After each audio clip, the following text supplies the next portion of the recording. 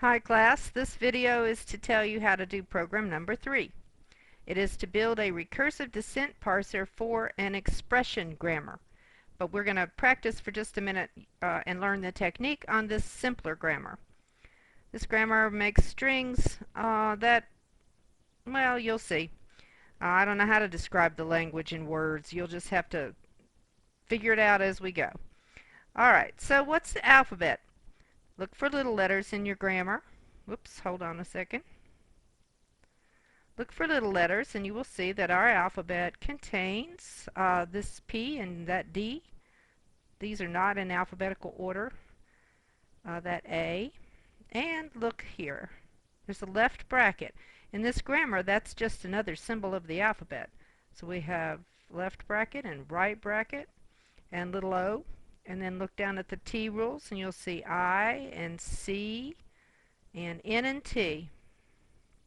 Those are the symbols that our strings are made of. What are the two variables? They're S and T. Let's make some strings. Start with S because it's written first.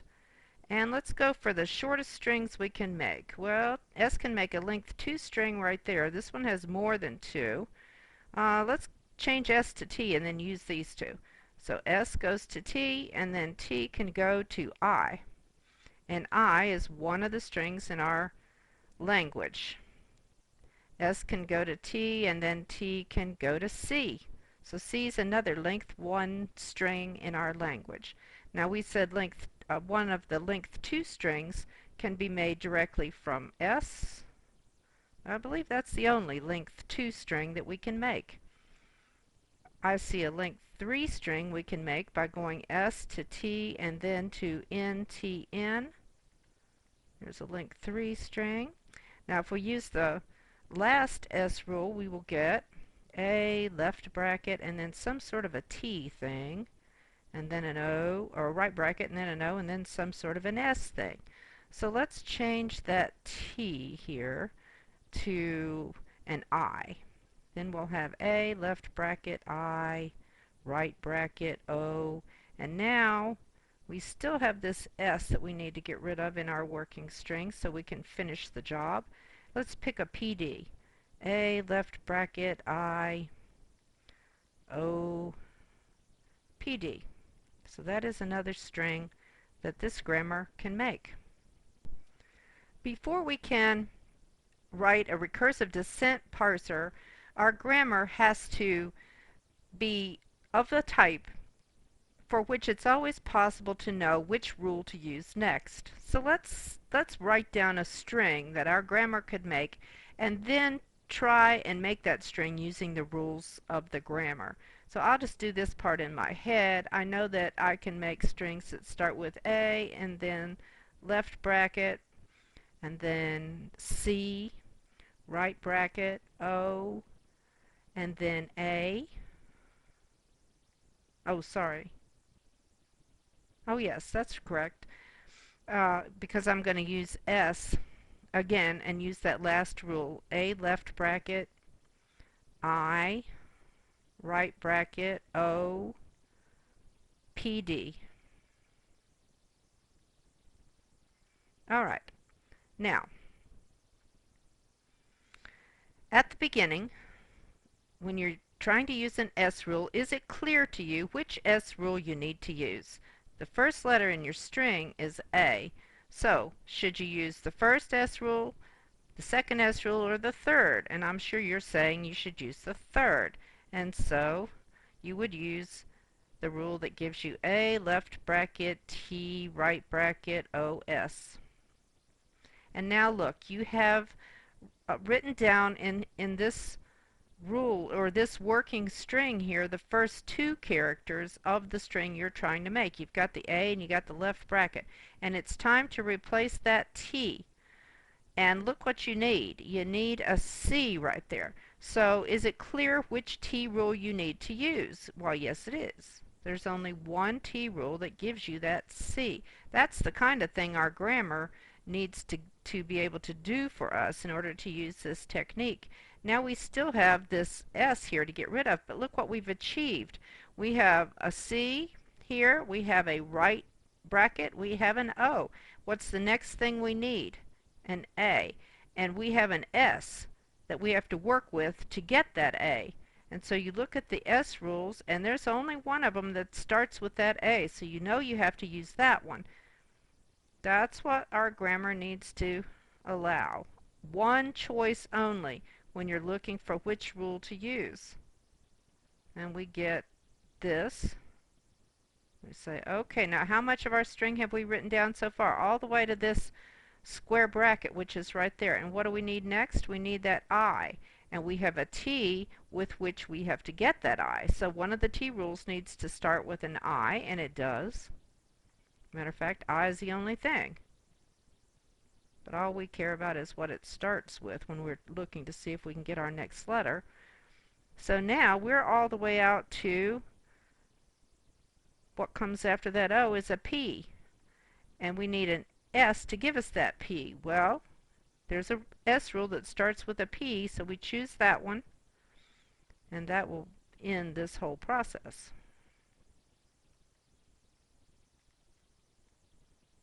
We choose this rule, that gives us PD, and it lets us complete that whole string. That's the kind of precision with which we need to be able to choose rules if we're going to write a recursive descent parser. Now, rather than just play with arbitrarily many strings to see if your grammar lends itself to this technique, there's a very specific algorithm that you use to check out a grammar. So that's what we're going to do now, is create something called Lookahead Sets. Now we're going to create something called a Lookahead Set, and we're going to make one for each and every rule in our grammar.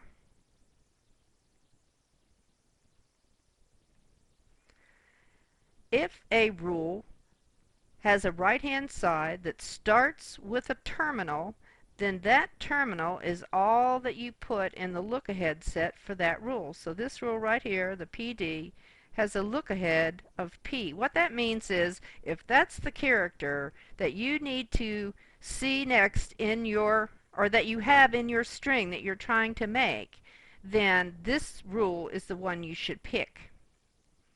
This rule starts with a right-hand side starts with a little letter, and it's A. So that's this one's lookahead set. And all of these down here start with little letters, and that's all we get in the lookahead set for that rule. But now come back up here to this first rule, and you see it starts with a capital letter. We can't do the lookahead set for this rule until we have completed all of the rules, all of this non-terminals lookahead sets. And we have now. We've done all the T rules, and the lookahead for this rule is going to be the union of all of these three. And so we're going to get an I, a C, and an N for those, or for that lookahead set. We do a union for that rule because that rule starts with a T. Now, the important part of this technique, we need to verify that for any one non-terminal, all of its lookahead sets are different. So we're looking at these, and we are looking at these separately because they belong to different variables, different non-terminals. And what we have to do is make sure that these three things, this set, and this set, have nothing in common. And they do not. This one has I, C, and N. This one doesn't have either an I or a C or an N. It has a P. And this one doesn't have an I or a C or an N or a P. It has an A. And so they are all completely disjoint, and S checks out correctly. And then we look at T. And T's lookahead sets are all completely different too. And so this is a good grammar for our technique.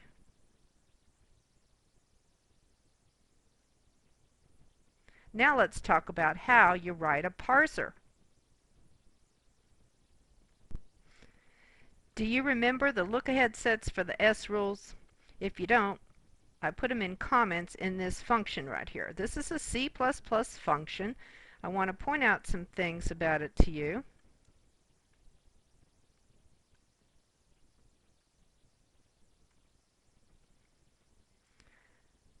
First is it does not return anything, and so its type is void. I name it the same name as the non-terminal in my grammar called S. And this is a data type that is a reference to a character. So we are passing this variable called curr, which I'm going to say current. It's the current character that we've read from the input. This variable is coming to this function as a reference, which means that if this function makes any change to that variable, or if it passes that variable to another function that makes a change to that variable, then that change is going to actually happen in the caller's space. And that means that we can avoid global variables and we can pass variables around as references without having to deal with classes and objects and so forth. This is just a nice old-fashioned technique for achieving the sharing of a variable with different methods. Okay, so now let's look here. Here's the first S rule. Remember, S goes to T. First S rule. Do you remember the Lookahead set for that rule? It was the union of all of the lookaheads for the T rules. It was I, C, and N. Well, look at this line of code right here. This line of code checks to see if current is either an I or a C or an N. Notice that you can't say if current equals I or C or N. You have to say if current equals I or current equals C or current equals N. Lots of times people just try to put those, they try to do it like it's English. It's not English. It's a programming language. So you have to put the entire equality comparison. Alright, so what was the right-hand side of that rule? It said S can be replaced by T. Now, when you build these functions for your non-terminals, if there's a symbol on the right-hand side that's a non-terminal, all you do is call a function that you're going to write for that non-terminal. So right here we have a call to T, and every time we call a function for a non-terminal, we pass this variable called current that we are sharing. So that's the entire section of code that deals with the first S rule. Now, what was the second S rule? S can be replaced by PD. And here is the lookahead check to see if we want to use this S rule. Remember, the lookahead for this one was just the little letter that it started with, so it was P. Now, how do you deal with terminals on the right-hand side of a rule? Well, we're going to call a function that I'll show you in just a minute called match. And what we do is we pass the character that the rule says is supposed to be there as the first argument to match, and we pass current as the second argument to match. Match is going to compare them, and if they do indeed match, then match is going to update current to the next symbol that it finds in the input. Well, we'll see that in just a minute. So right now we are just stepping through the right-hand side of this rule for S, and every time we see a little letter, we're going to call match, and we're going to pass that little letter to it. So there's a call to match for P and one for D, and that's the end of that rule. Now we have a third S rule, and here it is as a comment. What was the look ahead for that one? It was just little a. So here's our check. If current is little a, now we step through the right-hand side. So we need to call match for the a, match for the left bracket. We call the T function. Then we call match for the right bracket. We call match for O, and then we call the S function. So we just step through the right-hand side in the order that things are written, calling match for terminals and calling the non-terminals function for any non-terminal that we find over there. Now, there was no S can be replaced by lambda rule, and so we have to always use one of those S rules when we are making a selection to replace S in a working string. It's never okay to just not replace S with something. So if your lookahead is not one of those 5 things, then there's an error in the input, and so we tack this onto the end of the S function, else a call to error, and we will see the error function in just a minute. Now let's look at T. Here's the method we need for non-terminal T. It has the exact same structure as S. All of them would. If we had a bunch of non-terminals, they would all be void, name of the non-terminal, and then char ampersand current. And then we just look at the rules for that non-terminal. T had 3 rules. The first one said T could be replaced by I. The lookahead was just I, so we check if current is I. Notice that we're single quoting all our characters. That's what you have to do in C and C++ like Java. If it's a character variable, you single quote it. Here's a call to match because anytime we find a little letter on the right hand side, we use match. We pass the character that's supposed to be there and current. Then we check else if. Notice this else if. That's the structure you want. What's the look ahead for this one? C. So you check if current equal C. And the only thing on the right hand side is that C, so you have one call here, it's to match. The third T rule says T can be replaced by NTN. That's going to take 3 calls to match. But first you have to check the look ahead, and that was just N. So if current is equal to N, then you step through the right hand side calling match 3 times. 1 for N, 1 for T, 1 for N. Now there was no T can be replaced by lambda rule, so you tack on else error at the end. Besides the functions that you write for your non-terminals, you need 3 more functions in your parser. You need match, you need error, and you'll need a main where execution begins. Let's look at match and error.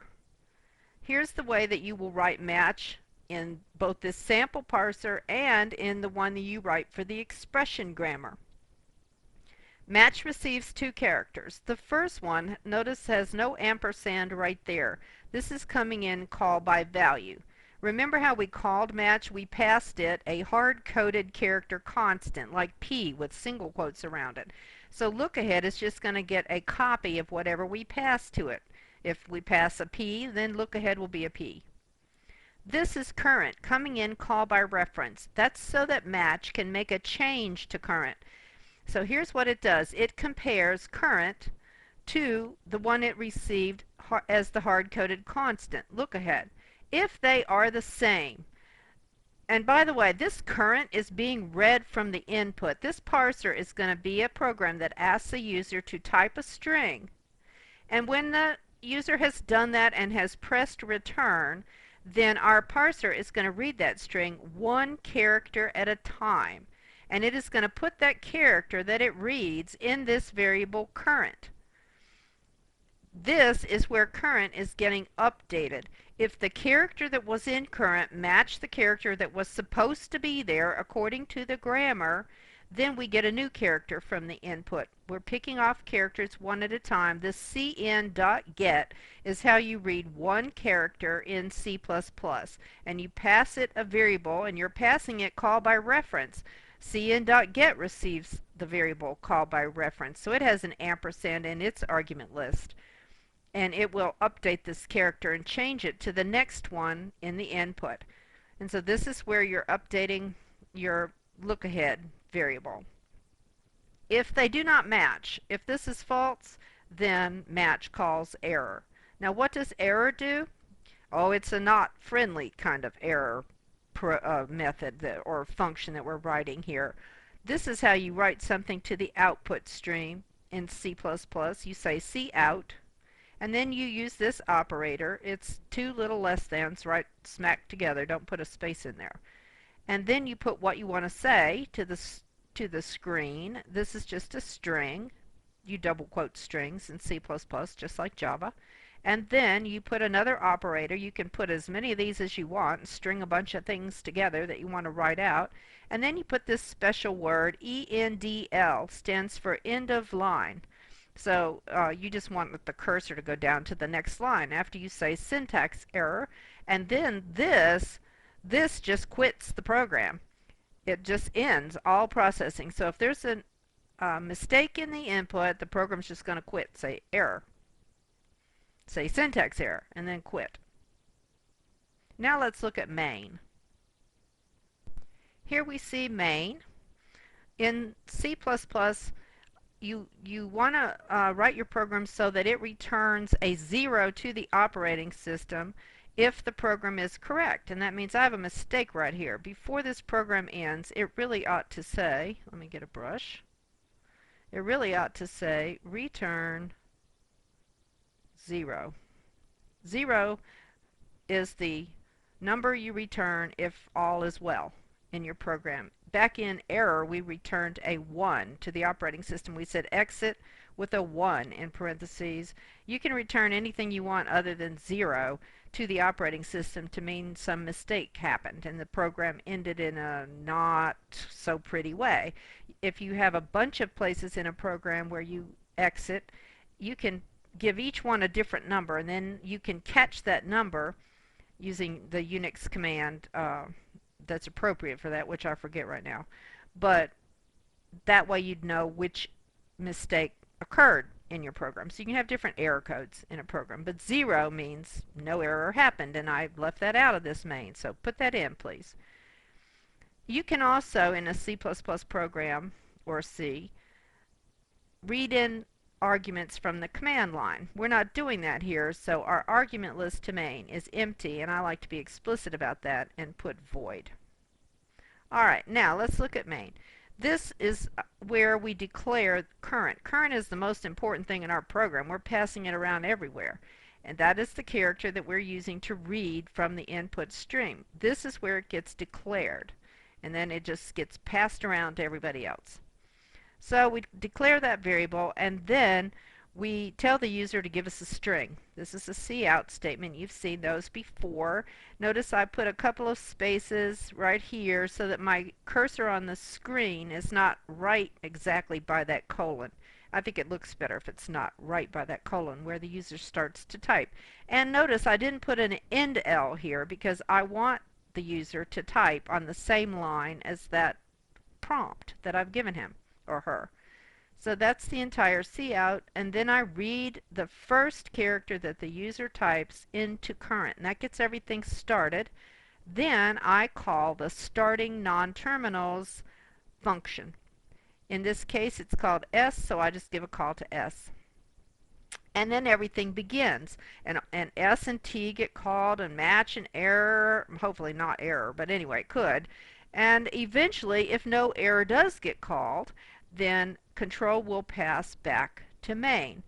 And if the entire string was read and consumed during the parsing process, then the new line that the user put into the string when he hit enter is going to be in current. And so if that's the case, that current is equal to the new line character, then all is well, and we tell the user, yeah, we accept that strings. We say strings in the language, or you can say whatever you want, and then we tack on a new line to the end of that. Otherwise, if there was extraneous gobbledygook at the end of the user's string, then something else is going to be in current, and that's going to be an error. And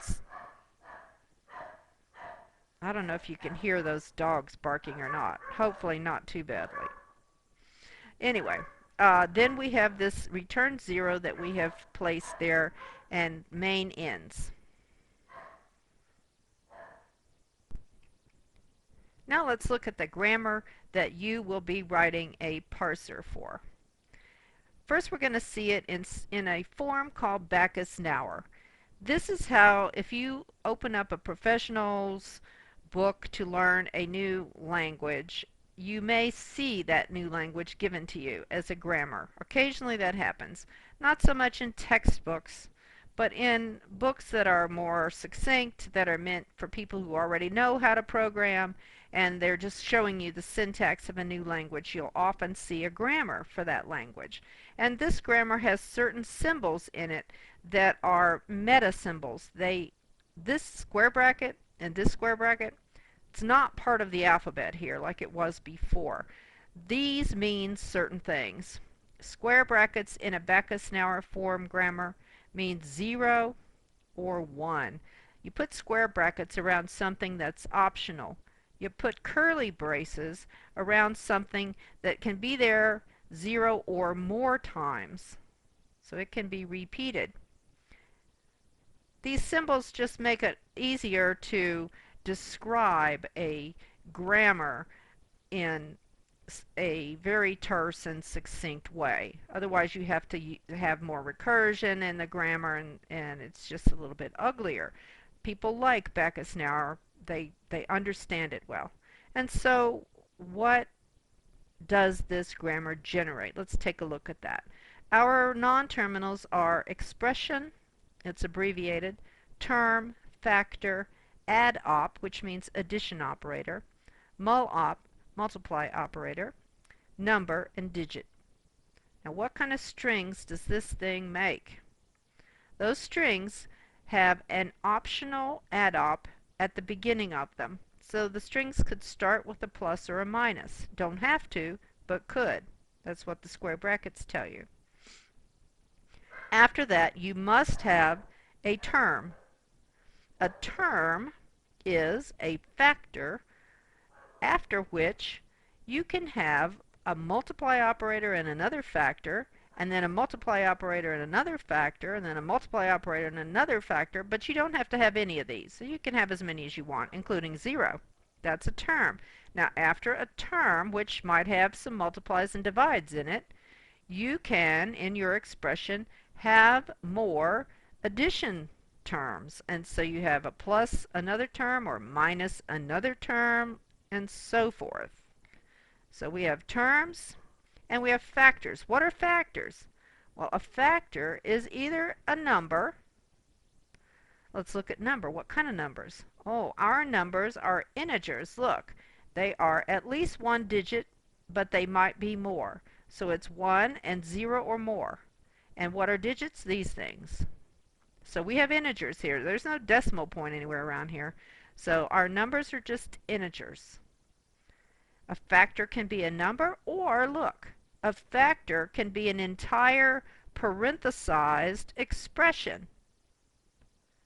This is a recursive grammar here. Look, an expression can generate a term, which can generate a factor, which can generate another expression. So we can have arbitrarily long strings here, which means that this grammar is generating an infinite language. Here's a few strings that you might make with this. How about plus 1, 7? That's a good string. How about left parenthesis 25 minus 2, right parenthesis times 453. That's a good string too. You could surround this with an extra set of parentheses. That would be a good string too. How would that string get parsed? Well, notice that you're starting with a left paren. So, do you want to use this additional plus or minus? No. You have to start with term. Term has to start with factor. Which of these two factor rules do you need? Do you need the number? Do you need this parenthesized expression? You need this one. So that means that you've taken care of this, and now you're back at another left paren, and you're using expression again. So back up here, you don't need the addition operator. You have to use term, which gives you a factor, which then gives you another parenthesized expression. This is very recursive. And now that expression needs to give you this 25 somehow. So you back up here, you don't do the addition operator. You have to use term, which uses factor, which then uses number, and you're down here at number, and you get the 2 for the first digit, and then you get 5 for an additional digit, and then number ends, and where in the world do you go back to? Well, you go back to whichever function called number. That was factor, and now that rule is finished. That's all you had was a number, so who called factor? Term called factor. And is there a multiply operator next? No, there's an addition operator. This minus sign is next. So factor doesn't do this part. Control passes back up here to the expression rule that we were parsing, and we do see an additional add op operator right there. So we use this part, and then after that add op, we need another term. So we're back at term, and term calls factor, and we need to pick up this too, and things just continue from there. That's what our parser has to deal with. Now, how do we do that? Well, the first thing we have to do is calculate lookahead sets, because we need to check out whether or not this grammar lends itself to that recursive technique, recursive descent technique. In other words, is it always perfectly clear which rules we need to use? So now we need to check out lookahead sets.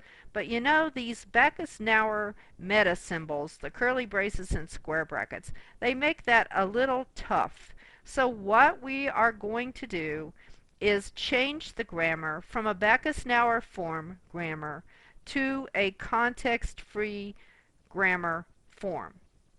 And the way we're going to do that is to substitute, let me change colors here, substitute some new non-terminals for these things that are in the square brackets. I just wrote an F. It's kind of hard to see. This is an F.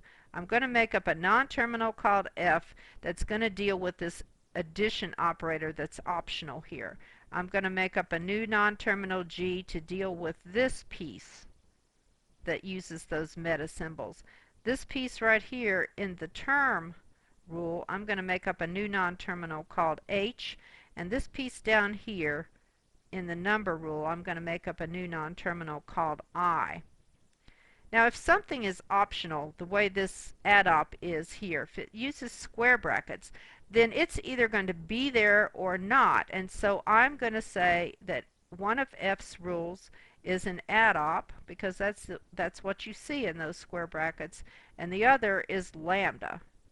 The add-op is either there or it's not. If I have curly braces like this piece right here, then I need to be able to generate more of those. And so what I'm going to do is have rules like this. G can be an add-op followed by a term, but then to keep the recursion going, I'm going to tack another G on there. So you can get as many of these add-op term combos as you want, and when you're finished, you'll kill off the G with a lambda rule. So now let's go and look at the context-free form of this grammar, and we'll calculate our lookahead sets. Here's our grammar with F substituted for that square bracketed piece, and G, H, and I substituted for the things that were in curly braces. Alright, so now we need some lookahead sets. On the back side of the handout that you received is a copy of this grammar with a better layout for digit. Here I have digit rules all on one line, and I also have a mistake here. These should be single quoted, the way that other characters that are terminals are all single quoted in this grammar. So you'll get the idea. Those should be single quoted. I think they're correctly done on the back side of your handout.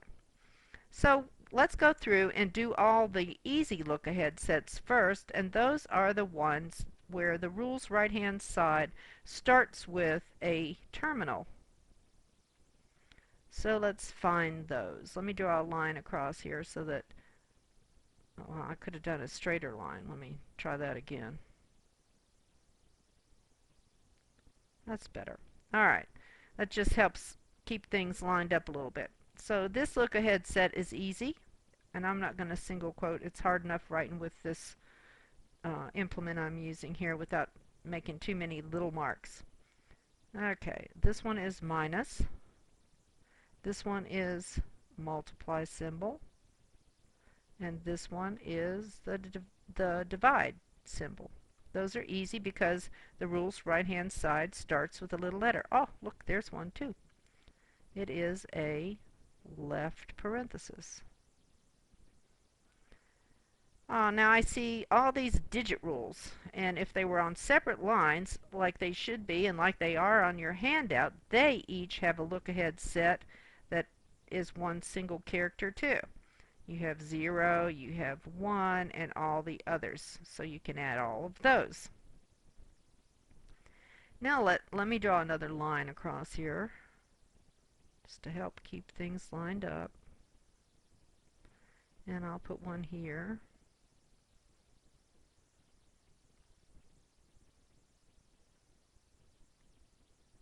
Okay, these rules that have lambda, they do not have any look ahead, and so I'm just going to put an empty set symbol for all of those.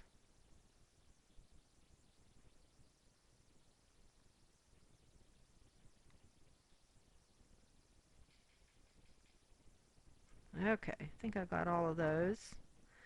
Now let's go through and see what else we can do.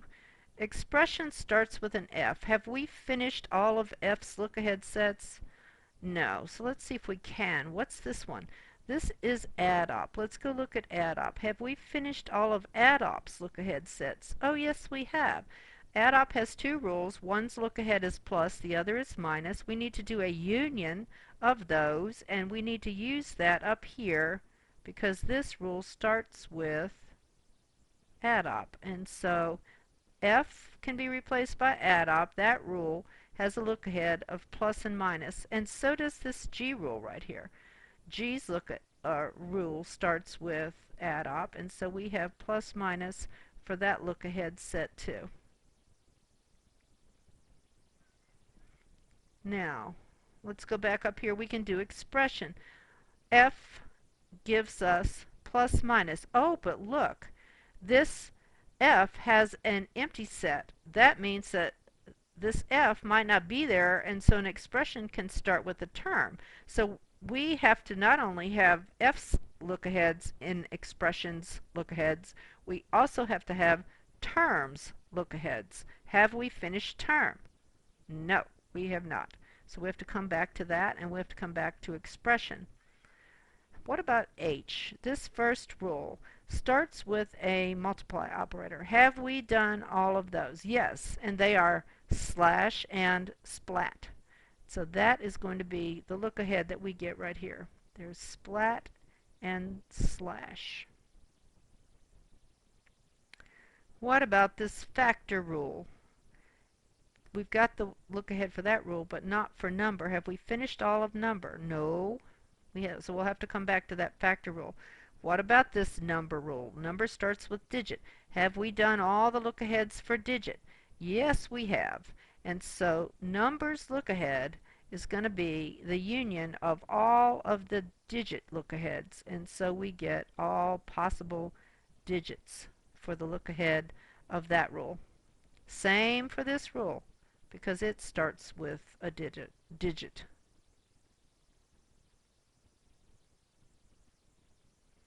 Alright, now let's go back up here to this factor can be replaced by number rule. Now we've done number, and numbers look ahead is all the digits. And so we have 0, 1, 2, and all the way through 9 for that look ahead right there. And now we come back up here to this term rule. Starts with a factor. We have now completed all the look-aheads for factor. So we do a union, and for this rule right here, we get all the digits, and we get left parenthesis. And now way back up here to expression. We don't really have to even do this. I'll show you why in just a minute. Well, the why is that expression only has one rule, so we're not going to really be comparing this to anything. But just for practice, we'll do it. We have to put F's look-aheads together, and we get plus minus for F. But because F has an empty set as one of its look-aheads, we have to include the next thing on the right-hand side, which happens to be term. And term gives us all the digits and the left paren, so those get added in here too. 0, 1, 2, up through 9, and left paren. So what that tells us will actually come in handy when we are testing this parser. Just to know what are the different symbols that expressions can start with. And when we're doing a thorough job of testing, we want to make sure that we include strings that start with plus and minus, the additional or the optional addition operator. We want to start with plain numbers, and we also want to start with parentheses and make sure that all of those are handled correctly by this parser. Well, so now the important step comes. Well, I guess all of it's important, but the next important step comes. And we need to take the non-terminals for which there is more than one rule, like these, and make sure that the lookaheads are completely different. Well, empty set is different from everything, and so those are fine. What about the G rules? There's two G rules. Are these completely different? Yes, they are. There's only one expression, so we don't have to check that. There's only one term. We don't have to check that, but we do have to check H. There's two H rules. They're different. Remember, empty set's different from everything. What about factor? Factor doesn't have an empty set. And so are both of these completely different? Yes. Left parens here, it's not up here. The two add-ops are different. That checks out. The two multiply operators are different. There's only one number. There's two i's. They check out okay. And there's 10 different digit rules, and they are all different. And so this grammar is a winner. We can use our recursive descent parsing technique. Okay, it's time to write some functions for your parser. Anytime you have one rule, like expression has, or term, or number, the function you write is very easy. Remember the standard format. They all start with void.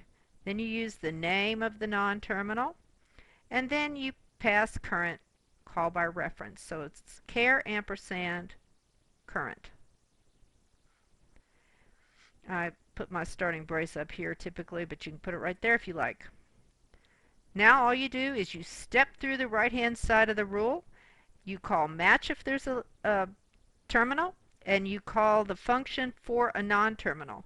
So we call f and pass current. We call term and pass current. We call G and pass current. That's all we do. There's expression. Voila, all done. Term is going to call factor, then call H. Number is going to call digit, then call I. That's it. Now let's look at all these ones where you have a lambda rule as one of the rules for a non-terminal. If you have a lambda, like you have for f, it is okay for f to do nothing, to parse nothing. And therefore, we will have a way that this function can do nothing. So we start by checking the lookahead. Do you remember the lookahead for this first rule? It was plus minus. So we need to say if current is plus, or two vertical bars, just like in Java, current is, don't forget you need two equal signs, minus, I'll put my curly brace here this time. Then we need to step through the right-hand side of this rule. Actually, I didn't even need a curly brace. Just like in Java, if there's just one thing you're going to do, you don't absolutely have to use curly braces. Doesn't hurt.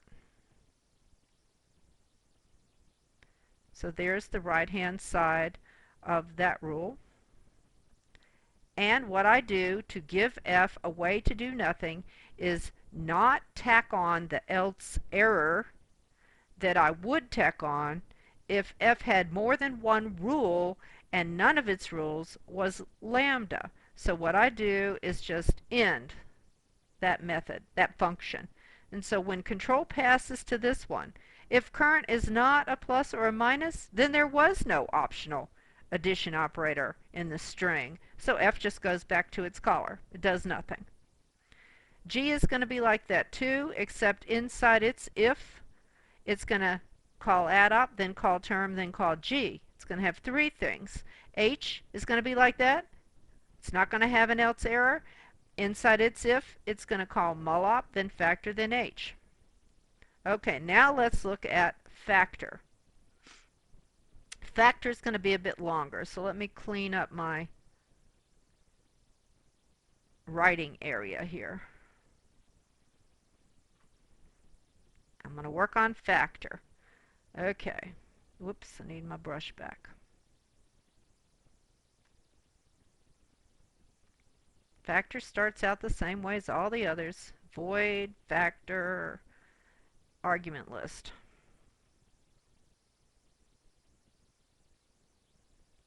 Factor has two rules. They have different lookahead sets. Does not have a lambda rule. So you just start right in on the first one, checking your lookahead. What was the lookahead for number? It was 0, 1, 2, and so forth. Well, in C++, there is a nice handy function in a library called cctype.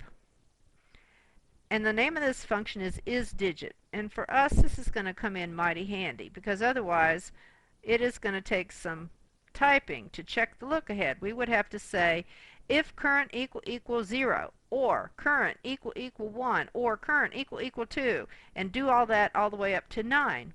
Or we can just say if current is a digit, like that. Now, in order to use that function, at the top of your program, right where you put pound include IOStream, which I'll show you in just a minute, you need to pound include cctype. That's the name of the library that contains this isDigit method or function. C-type stands for character type, and there's a lot of those functions. Is alpha, is, I think there's is, what are they? I can't remember all of them. The first C here stands for the old C library. Any library that was in C, and when you got to C++, you preceded the name of that library with an extra C. So this means the C library, and this means character type. And isDigit is one of the functions you get in that library. So now we know that we have started with a digit, and so that is the lookahead for this rule, and the only thing we need to do is call number. Now if you want to put braces, that's fine. For the next factor rule, we say else if, now what's the lookahead for that one? Oh, it was left parenthesis. Else if current is a left paren. What do we do for this rule? We call match, then we call expression, then we call match. So here's the call to match for the first character. It's a left parenthesis. We pass that and we pass current. Then we call expression and we pass current. Then we call match and we pass right paren and current. Now factor does not have a lambda rule. Therefore, whenever factor gets called, the lookahead has to either be a digit or a left paren, or there's a mistake in the string. And so we need to tack on a call to error as a final else here. Else error. Error doesn't receive any parameter. And that's the end of factor.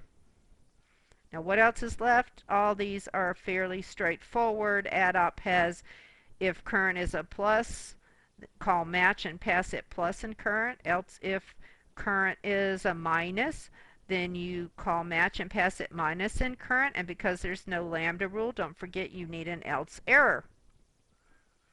So let's talk about one more, and that's this digit down here. Let me show you a nice little trick. Alright, one way we could write digit is this. Void digit. Same old thing as all the others at the beginning. Now we have 10 digit rules, and it has to be, there's no lambda rule, so we would need an 11th chunk to say else error. So that's one thing we could do. We could structure our code this way. If current is a 0, then call match and pass it 0 and current. Use curly braces if you like. Else if current is a 1, you get the idea. Call match and pass it 1 and current. Do all the way through 9 and then tack on else error. That's one way you could write digit. Here's an alternative. This is sort of a little cheat, but it works just fine, and there's no problem with the thing other than it might be a bit hard to read. That's why I'm explaining it to you.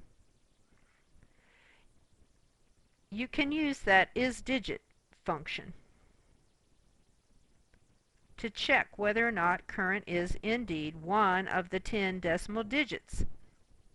Now, all these things are doing basically the same thing, except they are passing different values, 0, 1, 2, and all the way through 9. Well, if you know that current is a digit, then you can just pass it to match twice. Pass it first as the value that is supposed to be there, and pass it as the second parameter as a call by reference so that it can get updated. Now, you still need the very last check to make sure that it was indeed a digit, and that would be the end of your digit method. You're free to use that if you want. Remember, if you do, then you need to pound include the CC type library with angle brackets around it. Okay, so now in addition to these functions, you need, of course, main, and you need match, and you need error. So let's look real quickly back at main, because that needs to change just a little. Error and match can stay exactly as they were in the sample. Here's our old main. What's going to change for your new expression parser? Right here. Let me get a brush. What's that going to change to? In the old one, the starting non-terminal was S. What is it in your new one? Expression. And so you start with a call to expression instead of a call to S. That's it. Everything else can stay exactly the same. Alright, let's look at the program itself. I'm in the VI editor on the CS machine, which is running the exact same stuff as student, so everything should be exactly the same for you. Look right, I seem to have a funny symbol popping up over there if I use my graphier, so let me not. Look up here at the very top. This says pound include, and then with angle brackets around it, IO stream. That's the input-output library, which gives you cout and cin and all the associated input stream stuff. So you need that. Here's CC type, so that I can use isDigit. And here is a line that says using namespace STD, which stands for standard, and a semicolon. Notice there are no semicolons after your library angle brackets, but there is a semicolon here. Please start your program with those 3 lines. Now, for each of your functions in your program, match, error, and the ones for all of your non-terminals, you need a prototype here at the top, which tells the compiler about that function. It is a declaration of a function, which basically just tells the compiler its name, what it returns, and what arguments it has. Later, below main, you'll actually do a definition of the function and start with that line again. Notice that each of these ends with a semicolon, and they all have this reference character variable. These, anyway, for the non-terminals. Here's main. Let me go down so I can scroll. I did change one other thing about main from what I told you about a minute ago. I changed, it said enter a string or something before. I changed that to enter an expression. And here's the change that calls expression expr, that function, to get the process started. Match should look exactly the way it looked before. I'm not able to scroll here, so let me do something.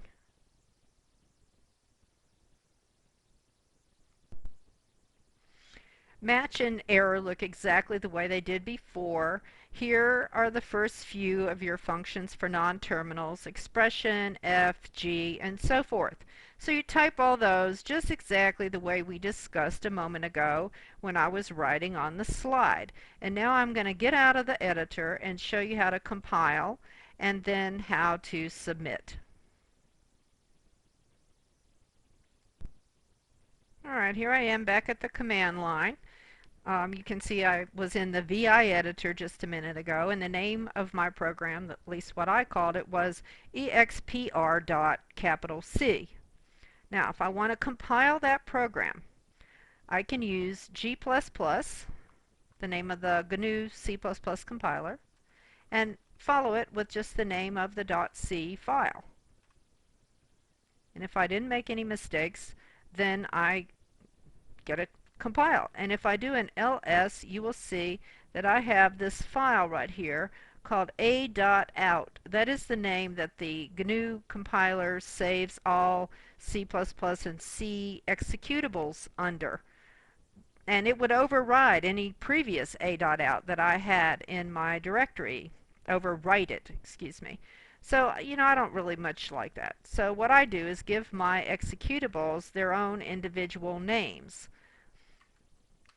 And I do that with a -o flag for the name of the output. And I usually call my executable the same name as the program itself, except I leave off the .c. So now I have an executable. If I do ls, you'll see I have an executable expr right there. And if I run that executable, it's going to look like this.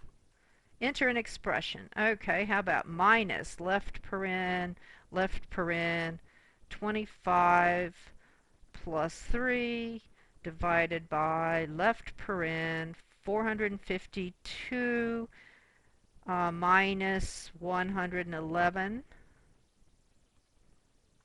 and then times 4. Final paren. Expression is valid. That's what my parser tells me. That's the kind of thing you want to see. If I try something that's bad, like minus 45, paren. Whoops, sorry, I wasn't supposed to put that right there. Minus 45, paren. Syntax error, and the program just halts. Notice that this is not running in any kind of a loop. Your parser is going to parse one expression, and it will either tell you that it was valid, or it will tell you that you made a syntax error. That's all this parser does. It's not in any kind of a loop the way our previous programs were. Now, when you are satisfied that your program is running correctly, and please test all of the possible things that expressions can start with. They can start with numbers, they can start with optional addition operators, and they can start with parentheses. Test all the different kinds of mistakes that you think you could possibly make in an expression. Put two operators together. 45 plus times 7. Error. That should be an error. Your parser should not allow that. And by the way that we have structured this grammar, if you wanted to say 3 minus minus 4, you would have to do this, or you would get an error. If you just said 3 minus minus 4, you're going to get an error. If you say 3 minus paren minus 4 paren, then you will not get an error. So please do it that way. Now when you're finished and you're ready to submit, you want to use DAP and Prog6. So you would say submit DAP Prog6 and the name of your file. And if this was scrolling, you would see that it liked that and took my submission properly.